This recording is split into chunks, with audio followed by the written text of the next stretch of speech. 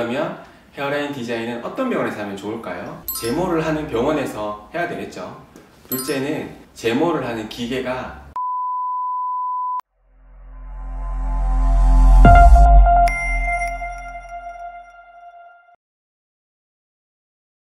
안녕하십니까, 모도모의원 최성호 원장입니다. 지난 영상에 이어서 헤어라인 제모 파트 2 두 번째에 대해서 설명드리겠습니다.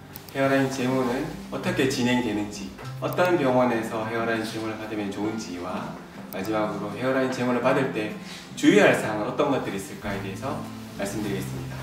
헤어라인 제모의 가장 중요한 것은 바로 디자인입니다. 제가 헤어라인 제모에 관심을 갖게 되고 이 헤어라인 제모를 꼭 해야 되겠다고 생각한 계기가 있었는데요. 저는 이제 헤어라인 모발이식을 하니까 헤어라인 모발이식을 받고자 하는 분들이 많이 오시는데, 그 분들 중에 다른 병원에서 헤어라인 제모를 받고 헤어라인이 더 이상하게 됐다고 오시는 분들이 꽤 많았어요. 제가 잘못 깎아서, 제가 헤어라인 디자인을 잘못해서 헤어라인 제모가 이상하게 됐어요 라고 말씀하시는 겁니다. 그래서 저는 이해가 잘 안 돼서 여쭤보니까 병원에서 본인이 원하는 헤어라인만큼 깎고 오면 그 부분만큼 제모를 해주겠다라고 얘기를 한 거예요. 내가 잘못 깎고 가면 제모가 잘못되는 거죠. 저는 이 헤어라인의 제일 기본은 바로 디자인인데 왜 병원에서 디자인 해주지 않을까라고 하다 보니까 헤어라인 디자인을 해주는 병원이 극히 드물다는 걸 알게 됐습니다. 그래서 제가 헤어라인 제모를 제대로 하고 싶어서 연구도 많이 하고 공부도 많이 하게 됐고요. 지금은 헤어라인 제모를 주로 많은 부분에서 하고 있습니다. 헤어라인 제모의 제일 기본은 바로 디자인입니다. 디자인을 어떻게 하냐면, 환자분이 오시면 본인 얼굴을 일단 분석을 합니다. 본인 얼굴에 맞는 헤어라인 중간 높이를 잡습니다.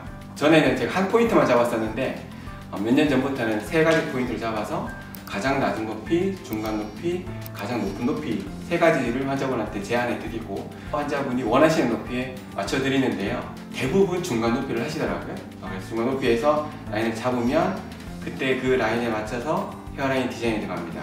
전에도 말씀드렸지만 남자분은 약간 각진 느낌, 여성분들은 약간 동그란 느낌의 헤어라인 디자인을 하게 됩니다. 또한 헤어라인 디자인을 할 때 고려해야 될 사항이 최소 두 가지가 더 있습니다. 바로 이마의 굴곡과 머리카락의 방향이거든요. 사람들은 중간을 기준으로 왼쪽 오른쪽이 대칭이 아닙니다.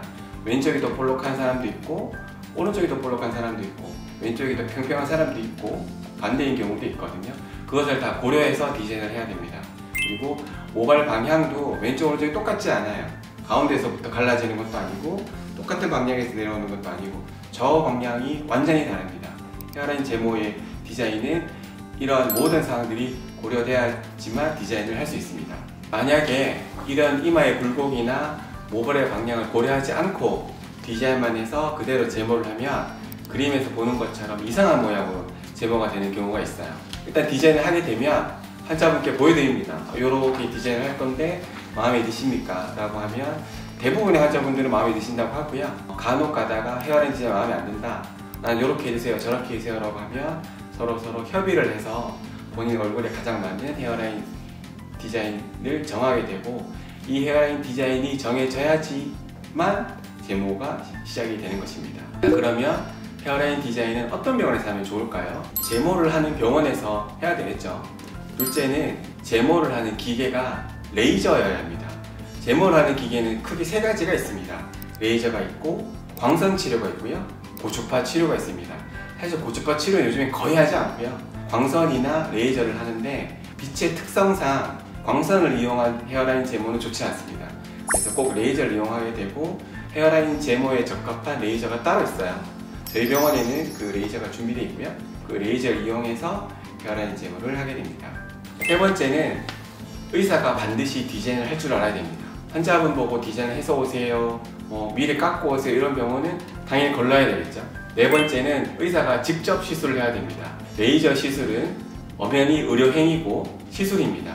헤어라인 제모는 특히 다른 부위의 제모와는 다르게 혹시나 그 시술이 잘못되었을 때 큰 후유증을 남길 수 있습니다. 물론 이외에도 더 많은 조건들이 있지만 최소한의 위의 조건들을 갖춰야 되고요. 아마도 단언컨대 위의 모든 조건을 갖추고 헤어라인 제모를 하는 병원은 아마 아주 드물 겁니다.